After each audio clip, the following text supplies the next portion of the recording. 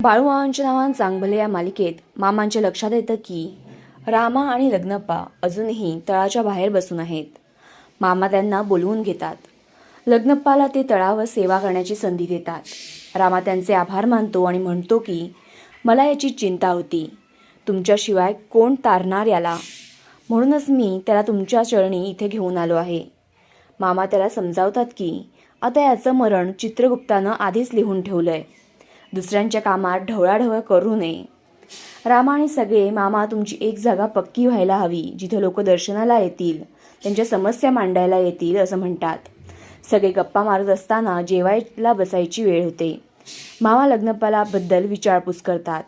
तो पाणी आणायला एकटाच गेलाय कळल्यावर मामा सगळ्यांना ओरडतात आणि म्हणतात जा त्याच्या मागे, तो मरणार आहे. इकडे लग्नप्पा विहिरीत पाणी भरत असताना त्याला चक्कर येते आणि तो विहिरीत पडत असतो आणि दत्तू त्याला तेवढ्यात वाचवतो. पण त्याची शुद्ध हरपते.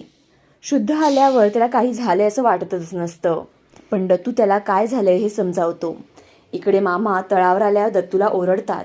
तळाच्या बाहेर याला जाऊ देऊ नका असं स्पष्ट करतात. आता पुढे काय घडणार यासाठी बाळूमामांच्या नावानं चांगभले ही मालिका कलर्स मराठीवर पाहत राहा आणि अशाच एपिसोड अपडेटसाठी आमच्या चॅनलला लाईक, शेअर आणि सबस्क्राईब करा.